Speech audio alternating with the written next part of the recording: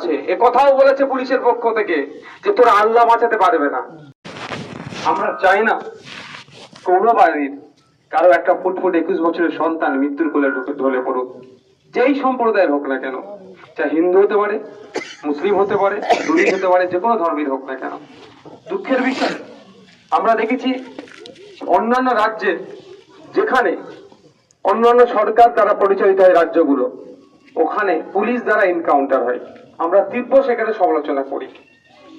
তারপরে আমাদের রাজ্যে দেখলাম গত 15 কি 1 মাসের মধ্যে প্রায় 12 জনকে পিটিয়ে হত্যা করা হলো, যার মধ্যে পিটিয়ে হত্যা করার মধ্যে মুসলিম সমাজেরও ছেলে মেয়েরা পড়েছে।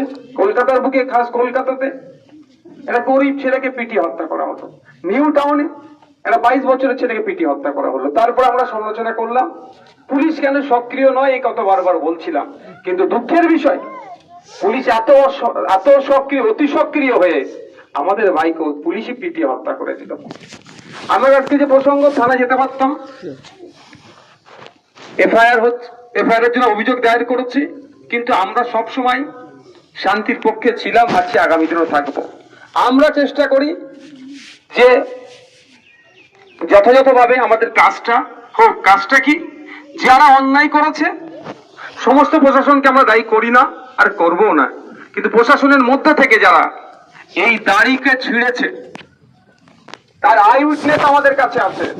আমি বাড়িতে গিয়ে কথা বলছিলাম, এ ছেলের দাদি সম্পর্কে হয়, যখন বাড়িতে নিয়ে এসেছিল এ ছেলে পানি খেতে চেয়েছিল, এর দাদি সম্পর্কে যিনি পানি ফ্রিজ থেকে পানিটা বার করে দেওয়ার চেষ্টা করেছিল, পুলিশের ওই আধিকারিক এর ঘাড় ধরে ফ্রিজের মধ্যে মাথা গলিয়ে দিয়েছে। এই অন্যায় যে করেছে কোনো মতেই ছাড় পাবে না। আমি এখানে আমার একটা পরিচয় আছে, সেই পরিচয়ের উঠতে এসেছি। আমি একজন মুসলিম হিসেবে মুসলিমের পাশে এসেছি, একজন নাগরিক হিসেবে নাগরিকের পাশে দাঁড়াতে এসেছি। এটা আমার বড় পরিচয়। কিন্তু আমি আপনাদের মাধ্যমে বলে যাই, এটাই নওশাদ সিদ্দিকীর শেষ আশা নয়।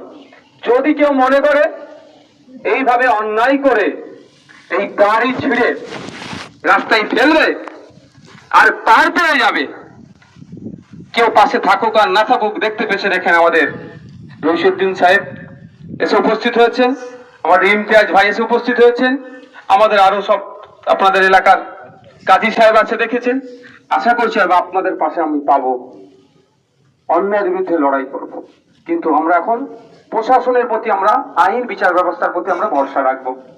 আমরা সাথে সাথে এখানে এসেছেন আপনাদের প্রাক্তন বিধায়ক সম্মানীয় কান্তি গাঙ্গুলী মহাশয় এসেছেন, উনি সাইডে আছেন। তো আমরা প্রশাসনের প্রতি ভরসা রাখবো। অলরেডি আজকে আপনাদের জানিয়ে রাখি, আমরা কোর্টে গিয়েছিলাম, আমাদের যে আমরা মামলা করছি, মামলাকে কোর্ট গ্রহণ করেছে। আগামীকালের মামলা শুনানি হচ্ছে। আমরা আইনের মাধ্যমে যা যা অন্যায় করেছে সেইগুলো, যারা অন্যায় করেছে তারা শাস্তি পাক, তার ব্যবস্থা আমরা করব। কারণ আমরা না, ওনার যে ক্ষোভের কথা ঠিকই উনি বলছেন। একজন প্রশাসন অন্যায় করলে সমস্ত জন অন্যায়কে জাগিয়ে দেওয়া যায় না। আপনারা ভাববেন বা এটা করতে চাই। গতকালকে আপনাদের মধ্যে অনেকজন শান্তিপূর্ণভাবে থানার সামনে বিক্ষোভ করছিলেন, তো আপনারা জানেন কি ওর মধ্যে প্রশাসনে হয়তো কিছু লোক ঢুকিয়ে দিয়ে ইট ছুঁড়েছিল? আপনারা কেউ ইট ছোড়েনি, যারা ওই দিনকে কালকে ছিলেন, আপনারা কেউ ছোড়েননি ইট। ছুঁড়েছে যারা, খোঁজ নিয়ে দেখুন, ভিডিও ফুটেজ থাকলে দেখবেন। পরে ছুড়াছুড়ি যখন আলাদা জিনিস, সূত্রপাত যে করেছে দেখুন কে করেছে, দেখলে তখন বোঝা যাবে সব ভেতরে চাল আছে। তো ওরা চাইবে এই ঘটনাটাকে ধামাচাপা দেওয়ার জন্য আপনাকে আমাকে উত্তেজিত করবে, উত্তেজিত করে এই মামলার মোড়টাকে ঘুরিয়ে দেবে। কি বলেছে তার উনি বলেছেন, আমার যে ভাই আজকে যার ভাইকে খুন করেছে, মার্ডার করেছে, এই ভাই বলেছে ভাই আই উইটনেস আমাদের মধ্যে আছে। এ কথাও বলেছে পুলিশের পক্ষ থেকে যে তোরা আল্লাহ বাঁচাতে পারবে না। তোরা আল্লাহ বাঁচাতে পারলো? তো যে পুলিশে কথা বলেছে, পুলিশ মন্ত্রীর কাছে তার নামে আমরা জানাবো। আমরা দেখবো পুলিশ মন্ত্রী এই সেই পুলিশ অফিসারের বিরুদ্ধে প্রসিডিংস কি নেয়, তার বিরুদ্ধে কি ব্যবস্থা গ্রহণ করে। এবার কেউ যদি বলেন মেরেছে, চলো যে আবার মারো, লাশের বদলা লাশ, চোখের বদলা যদি আমরা চোখ চাই পৃথিবীতে, তাহলে আর কেউ আর চোখওয়ালা থাকবে? সবাই তো তাহলে অন্ধ হয়ে যাবে। ওটা হতে পারে না।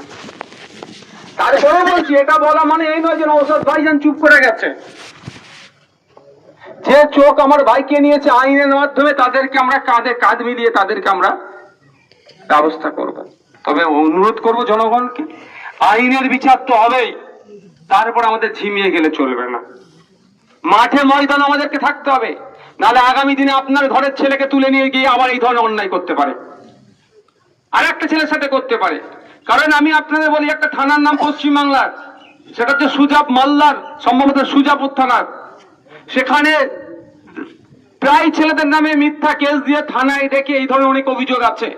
থানায় ডেকে সেখানকার অফিসার যারা আয়ে থাকে, তারাও কিছুটা টাকা নেয়, বলে তোদের জামিন করিয়ে দেবো বা থানা থেকে সেটাকে করে দেয়। ব্যাপারটা কিছুই নয়, টাকা আদায় করতে হবে। 2 লাখ টাকা চেয়েছে, 1,75,000 টাকা দিয়েছিল, ছাড় হবে না। আমি আপনাদের অনুরোধ করব, কারো প্রয়োজনে আপনারা পা দেবেন না, এটা অনুরোধ আমাদের।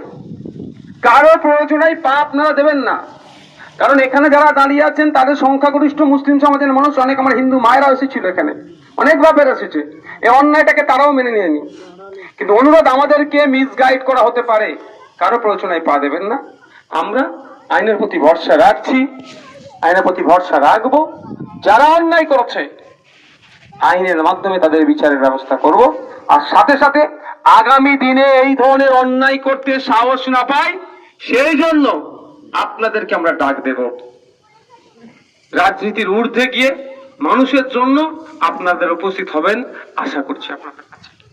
আজকে দেখুন, এখানে যারা আমরা উপস্থিত আছি, অনেকের বিভিন্ন মত আছে, পরিচয় অনেক ভিন্ন আছে, কিন্তু আমরা উপস্থিত কোথায় হয়েছি? অন্যায়ের বিরুদ্ধে ঐক্যবদ্ধ হয়েছি। তো আগামী দিনে আপনাদেরকে আমরা ডাক দেব, আপনারা উপস্থিত হবেন। এখন জানাজার নামাজ শুরু হচ্ছে, বাড়িওয়ালার পক্ষ থেকে আমাকে বলেছিল, কিন্তু আমি দেখুন, আপনার মহল্লার নেতা সর্দার হচ্ছে আমাদের ইমাম। তো আমি আমাদের মহল্লার সর্দারকে আমাকে অনুমতি দিয়েছিল, আমি সেটা ওনাকে বলছি, উনি নামাজ পড়াবে। তারপরে আমরা, অনেকে এটা করেন বা অনেকে করেন না, দোয়া। কিন্তু এটা নিয়ে আমি অনুরোধ করব, বিতর্ক কেউ করবেন না।